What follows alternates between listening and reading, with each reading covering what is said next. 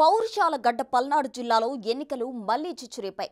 Polling రోజు నుంచే పగలు ప్రతీకారాలు రచ్చకెక్కాయి. ముఖ్యంగా నర్సరావుపేట, మాచర్ల, గురజాల సెగ్మెంట్లు పరస్పర దాడులతో అట్టుడికిపోయాయి. పోలింగ్ ముగిశాక కూడా పల్నాడు వాసులు రోజుల తరబడి బిక్కుబిక్కుమంటూ గడపాల్సి వస్తుంది. పరిస్థితి అదుపులోకి తేవడానికి ఏకంగా ఐజీ స్థాయి అధికారి మాచర్లలో మకాం వేయాల్సి వచ్చిందంటే పరిస్థితి తీవ్రత అర్థమవుతుంది. ఆలస్యమైన ఇప్పుడిప్పుడే పల్నాడు ప్రాంతాన్ని పోలీసులు తమ ఆధీనంలోకి తీసుకోగలుగుతున్నారు. ఎన్నికల టైంకు మారిపోయిన పొలిటికల్ ఈక్వేషన్లే ఈ పరిస్థితికి కారణమన్న అభిప్రాయం వ్యక్తమవుతుంది.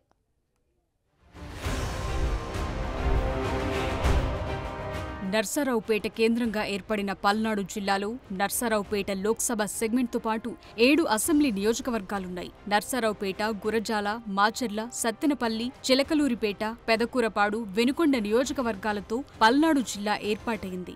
గత ఎన్నికల్లో ఇక్కడ ఎంపీ సీట్తో పాటు అన్ని అసెంబ్లీ సెగ్మెంట్లను వైసీపీ కైవసం చేసుకుంది. 5 ఏళ్లు గడిచేసరికి జిల్లాలో పొలిటికల్ ఈక్వేషన్లు పూర్తిగా మారిపోయాయి. ప్రస్తుత ఎన్నికలు అన్ని పార్టీలకు అత్యంత ప్రతిష్టాత్మకంగా మారాయి. ఆ క్రమంలో పోలింగ్కు ముందు నుంచే పల్నాడులో తీవ్ర ఉద్రిక్తత పరిస్థితులు నెలకొన్నాయి.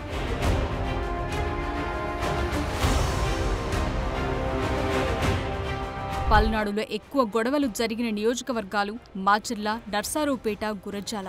వాటిని అత్యంత సమస్య ప్రాంతాలుగా ముందే గుర్తించారు. అయితే అక్కడ తగినంత బలగాలను మోహరించలేకపోయారన్న వాదన ఉంది. దాంతో హింసాత్మక ఘటనలు జరుగుతూనే ఉన్నాయి. పరిస్థితి ఎప్పుడు ఎలా మారుతుందో తెలియని సిట్యువేషన్ నెలకొంది. ఇప్పుడు పల్నాడును తమ అదుపులోకి తీసుకునే ప్రయత్నం చేస్తున్నారు పోలీసులు. వందల మంది పోలీసులు పల్నాడు జిల్లాలో పహారా కాస్తున్నారు. చిన్న గొడవ జరిగినా చూస్తూ ఊరుకునేది లేదని వార్నింగులు ఇస్తున్నారు. పల్నాడు జిల్లా వ్యాప్తంగా నిరవధికంగా 144 సెక్షన్ విధించారు. ఇప్పటివరకు మాచర్ల, నర్సరావుపేట అసెంబ్లీ కాన్స్టిట్యూన్సీలో కలిపి 20 పైన కేసులు నమోదు చేయడం జరిగింది. ఇంకా దానిలో అక్యూజ్డ్, అరెస్టెడ్ ఇవన్నీ ఇన్వెస్టిగేషన్ లో ఉన్నాయి. ఆ డీటెయిల్స్ అన్ని ఒకసారి ఫైనలైజ్ అయిన తర్వాత తెలియజేయడం జరుగుతుంది. 20 కన్నా తక్కువే అనుకుంటా. అందుకే కేసుల నంబర్ అవి ఇప్పుడు ఇన్సిడెంట్ బట్టి జరిగిన ప్రతి ఇన్సిడెంట్ లోనూ కేసు రిజిస్టర్ చేయడం జరిగింది. ఆ వివరాలన్నీ ఒకసారి ఇన్వెస్టిగేషన్ ఫైనలైజ్ అయిన తర్వాత మీకు ఇస్తాం. 144 సెక్షన్ అంటే 144 సెక్షన్. గుంపులుగా తిరగకూడదు, ముగ్గురు అంతకన్నా తక్కువ మంది మాత్రమే ఉండాలి, రోడ్ల మీద అన్నెసరీగా సంచరించకూడదు. ఇవే 144 సెక్షన్. షాపులు మీయటం అనేది మా పరిధి కాదండి. దానికి నెసరీ ఆర్డర్ ఎవరు ఇచ్చారో వాళ్ళకి. పల్నాడులోని 6 అసెంబ్లీ నియోజకవర్గాల పరిధిలో 50కి పైగా గొడవలు జరిగినట్టు పోలీసులు ప్రాథమిక అంచనాకొచ్చారు. ఇప్పటి వరకు 30కి పైగా ఎఫ్ఐఆర్లు రిజిస్టర్ చేశారు. గురజాల, మాచర్లలో అత్యధికంగా కేసులు నమోదయ్యాయి. నర్సరావుపేటలో 10 వరకు కేసులు నమోదు చేశారు. వెనుకొండ, సత్తెనపల్లి, పెదకూరపాడులో సైతం ఘర్షణలకు సంబంధించి 2 వర్గాలు కేసులు పెట్టుకున్నాయి. నర్సరావుపేట లోక్సభ సెగ్మెంట్ పరిధిలో ఎటువంటి గొడవలు లేని నియోజకవర్గం చిలకలూరిపేట ఒక్కటే అవటం విశేషం.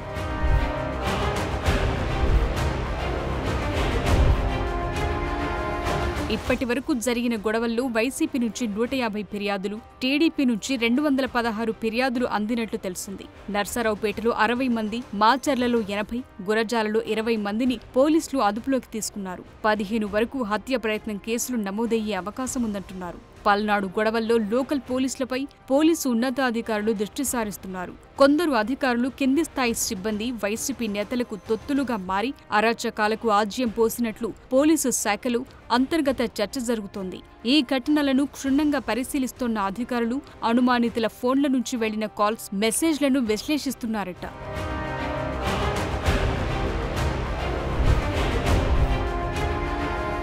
మాచర్ల నియోజకవర్గంలో పోలింగ్ రోజు కొందరు సీఐలు, ఎస్ఐలు పూర్తిగా అధికార పార్టీ నేతలు చెప్పినట్లే పనిచేసినట్లు గుర్తించారట. పోలింగ్ రోజు మాచర్ల నియోజకవర్గ సరిహద్దు పోలీస్ స్టేషన్లో పనిచేసే ఎస్ఐ ఒకరు తెలుగుదేశానికి అనుకూలంగా ఉన్న గ్రామంలో వైసీపీ కార్యకర్తలను రెచ్చగొట్టి దగ్గరుండి టీడీపీ ఏజెంట్లను బయటకు పంపించినట్టు తెలుస్తోంది. ఇంకో గ్రామంలో టీడీపీ ఏజెంట్లను బయటకు తరిమేసి ఏకపక్షంగా పోలింగ్ చేసుకుంటున్న వైసీపీ ఏజెంట్లను ఒక ఎస్ఐ అడ్డుకున్నా సీఐ వెంటనే ఫోన్ చేసి జోక్యం చేసుకోకుండా నిలువరించినట్లు తెలుస్తోంది.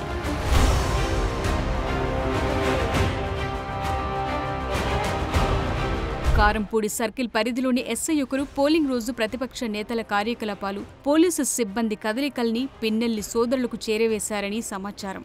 కారంపూడిలో మంగళవారం నాటి ఘర్షణల్లోనూ సదరు ఎస్ఐ పాత్ర ఉన్నట్లు గుర్తించారు. అయితే మాచర్ల ఎమ్మెల్యే పిన్నెల్లి రామకృష్ణారెడ్డి మాత్రం సామాజిక వర్గం లెక్కలు చెప్తూ పోలీసుల తీరునే తప్పుపడుతున్నారు. అదే కారంపూడికి సంబంధించి గతంలో ఎస్ఐగా పనిచేసి సస్పెండ్ అయిన వ్యక్తిని మళ్ళీ ఇప్పుడు ఎలక్షన్ డ్యూటీ ఇచ్చి సిఐగా ప్రమోషన్లో ఉన్న వ్యక్తిని తీసుకొచ్చి అక్కడ సిఐగా వేసేసి ఆయన పోలీస్ డిపార్ట్మెంట్కి సంబంధించి ఎస్పీ గారు వీళ్ళందరూ కూడా కుమ్మక్కయ్యి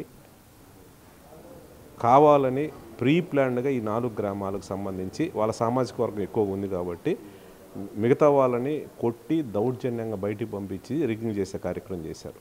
పోలీసు వ్యవస్థ ఎంపీతో కొల్లుడే వీళ్ళందరూ కలిసి వన్ సైడ్గా చేయాలి, ఏదో రకంగా గెలవాలి, ఇక్కడ దౌర్జన్యం చేసి గెలవాలనే ఆలోచనతో ఈ 2 రోజుల నుంచి కూడా జరిగిన సంఘటనలు కనిపిస్తూ ఉన్నాయి. నేను ప్రజలందరినీ కూడా కోరుతా ఉన్నాను, ఏది ఏమైనా మనం గెలవబోతూ ఉన్నాం.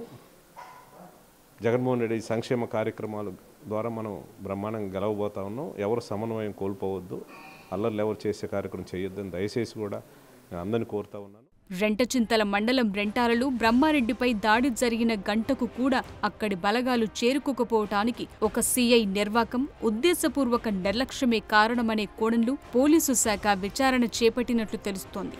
మరి ఉన్నతాధికారులు సంబంధిత పోలీసులపై ఎలాంటి చర్యలు తీసుకుంటారో చూడాలి.